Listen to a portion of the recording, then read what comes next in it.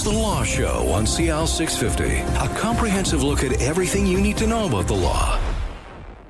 Unchain my heart, baby, let me go. And welcome to The Law Show on CL 650. And today we're talking about the breakdown of relationships, how confusing and emotional it is. And we have two lawyers here to help walk us through it, and that's what they do with their clients. From the Family Law Division at McQuarrie Hunter, we have partner David Halkett and Sarah Morris, associate at McQuarrie Hunter. Welcome back to the show. Thank you. Thank you. Now, David, we've had some other colleagues of yours in from McQuarrie Hunter, and I guess there's a little trash talk going on at the office about who's better at hosting the radio show. Yeah, it seems that way. Yeah. And how do you rank yourself? Well, I'm obviously number one. Okay. Well, Sarah's number two. Yeah, you've been doing it longer than everybody else. Exactly. So they'll come into the office and say how much fun it was, and you said, "Oh, I'm an old hat at that." That's right. Yeah. All right. So let's get into on the serious side. You're both in family law. Did you always, Sarah? You didn't start in family law, did you? No, I've done a few different things. I've worked as a policy analyst. I've done various other areas of the law. But my background is in criminology and psychology. Mm-hmm. So I always sort of like the idea that family law definitely has a huge component, as I'm sure David will agree with me, on the counseling side of things. I mean, you very much are lending an ear. You're helping someone through one of the more difficult periods of their life. So that always appealed to me. It's very personal as opposed to some of the other areas of law. And you have always been in our family, for the most part, right? For the most part, yeah. Since March of 1996, I guess it is, so 21 years straight. But before that, I did just general litigation and a lot of collections work and stuff before, so. We were talking with some of the other attorneys at McQuarrie Hunter about, the areas of law that are the most hands-on with clients, right? Mm-hmm. And personal injury is one, but I would think family law is even more involved. As you mentioned, Sarah, there's a lot of hand-holding, right, getting through this? Very much so. I mean, you have to think about it took that person a lot of courage, most likely, or anger or whatever emotion they're experiencing to come in and meet with us in the first place. So there's a lot going on when they come in to see us, and we have to be in tune with that. We have to be compassionate, but we also need to get the information and the facts from them so we can best help them. David, how do you walk that line of being a hand-holder and compassionate, but also getting the job done? Well, that's the difficult part that comes with experience, Zach, because when I would start, I was less of the hand-holder and more just cut through everything and get right to the law. Then I realized that you have to walk that fine balance. It gets to the point that you have to tell the client, this is what's going to happen. And what I learned is I tell them early on that they can pay me to go over their feelings, and my rate now is $3.85 an hour and such, or they can probably go to a counselor for a lot less. And while the feelings are important in mind, they don't always play into the actual result. Mm-hmm. So it's how you it's always going to be a factor. It's always underlying, and you never know sometimes why someone is taking the position they are until a certain feeling slips out of their mouth one time. Then I realize why they're doing it all. And it is a fine line we have to walk, not to get emotionally involved in terms of worrying and becoming the client, but also understanding where they're coming from and framing the resolution or the result to meet, to some extent, the psychological needs. Do you think women take the emotional baggage on a little more? You think David's easier to leave it behind? I would think that women are more, I'm not saying you're not compassionate, David. No, I know exactly what you mean. I think that women have a different skill set that men... You're right.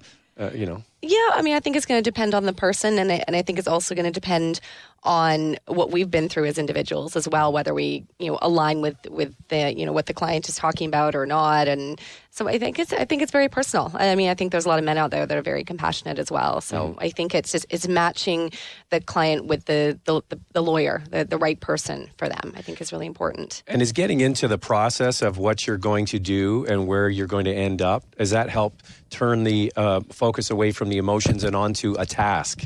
Does that help? It does, because when they first come in, as we've discussed before, at times it's like 15 minutes before I have much to say. I'll say, so what brings you here to see me today? And then you get all the gambit of legal issues, emotional issues, etc. Once I've figured that out, then I kind of turn the conversation to the legal aspects, and that kind of puts a bit of the emotional stuff beside, or to the side, I should say. I know that in the past I've had clients who keep saying, this doesn't bother me, that whatever my spouse did, it doesn't bother me. By the fifth time in the first 20 minutes that they mention it, I'll say, well, you say it doesn't bother you, but you mention a lot, so let's discuss that a bit more and such. And often the emotional aspects have no bearing on the legal aspect and the legal resolution at the end, but it's something you just have to work through. And that's the thing is, in British Columbia, from what I've learned doing this show, is that the law looks at a breakup of a relationship sort of very clinically. It doesn't give fault, and you don't get extra for being the bad person and cheating on your spouse. So you have to tell the person that, right? Yeah, and I think David and I are both very cognizant of that, and we're very clear with our clients about that I know that might hurt, or, sort of making sure you understand their emotion and where it's coming from, but being clear with them that, I know that's horrible what you've been through. I certainly understand that, but it's not going to play into how this resolves itself. Yeah. It may play into certain aspects. Like abuse can be a factor in support issues or custody and guardianship issues. But for division of property, usually it has no bearing. And it's how you have to take the information in and rework it such that the client knows you're listening and understanding where they're coming from, but that they know what has a factor in the decision and what doesn't. Now let's get into a bit about the firm. McQuarrie Hunter, you're at Surrey Central Surrey. Central City, I think it's called, yeah. I get it mixed up all the time, I shoot a dart at the board and I see what sticks. But you're basically at the new SFU campus area at That's Surrey correct. Central. It's the kind of the green building that used to be the only building you could see in Surrey from, like in Richmond, but now, of course, there's all the other towers around. But yeah, we're the big office tower right in the middle of the Surrey. And we've had other attorneys in from different divisions at McQuarrie Hunter, but I've come to realize it's you cover everything. So that's helpful in family law? It is, because at times we have files where there's corporate issues that have to get crafted a certain way so we can get advice from the corporate division. Also, when at times there's a sale of a house at the end, we can send it off to the conveyancing department. They can deal with that. So we have a wide range of services that we provide. And so if someone needs a will at the end of our matter, we can send them off to our estate department. Now, like Alyssa was on last week, I believe. Yeah. And so we can go that way. And it's useful that we have a wide range of skill sets and knowledge that we can all rely on. So in today's show, we're going to talk about spouses and support, and for children as well. That's a big topic, and it's going to take up the whole show. So is there a definition of a spouse when it comes to family law? Well, the main one, of course, is legally married.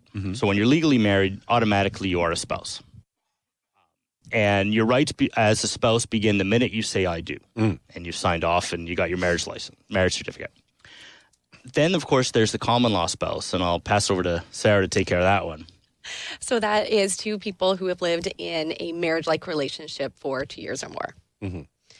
So a lot of people are confused about when that starts, and there are different factors that can be looked at, because some people live in different setups than other people. It doesn't necessarily mean just because you're living together. So marriage-like means in a relationship or just living under the same roof? Well, it can depend. There are situations where people might live in two separate places for whatever reason. That's one of the factors. There's actually a number of factors that the court can look at, such as, do they represent themselves as a couple to other people? Would other people say, yes, they're a couple together? Do they take vacations together? Do they share a room together? Do they act as a couple out in the general public? So if you have a couple that's been dating for 4 or 5 years, but they still have their own separate apartments, for example, under the eyes of the law, their common law, even though they have separate abodes? It would depend on a lot of factors. Likelihood in that they wouldn't be, unless they've said to each other, we're actually living together, but we've kept our separate addresses for whatever reason. It's a tough and very factually oriented area. Yeah. Because there are people that you think that there's no way they're a couple, and yet they're deemed that they actually were living together, and others that they might have been, but then they separated on, say the 23rd month and the 25th day, and they're not they're not together anymore. So, and of course, you can separate and get back together a month later and you think my clock starts again, but the court may say, well, you really were still together, you're still mutually supporting and such. So it's very fact-driven. And what about somebody that's sort of an aide for somebody for many years? Like lives in their house and is intertwined in their day-to-day operations, and is there any compensation for those people? If there is, in that situation, in my view, if there's a contract that you're paying them to take care of you, then it's likely not going to be a common law situation. But of course, there's other factors that could kick in. Well, say they weren't paid, but that person was allowed to live in the house for free during that time. I guess it would, again, very fact-driven. It would seem to me that they probably wouldn't be, although it could easily turn itself into a common law relationship at some point in the time. And as Sarah said, it's when does it start? Well, even if you've been together for 25 months, it's actually deemed, doesn't start on the 24th month that you become common law. They actually, in effect, backdate it. So it's a 2-year relationship then. So it's a very difficult area at times to determine. And so the best situation if someone has a care aide or something living with them is actually have a written contract that says that we're not living together and that you are living in this home as a result of your employment. Exactly. Now, do you think, in your opinion, do you think 2 years is the right amount? Because people can date for a couple of years, and 2 years goes quickly.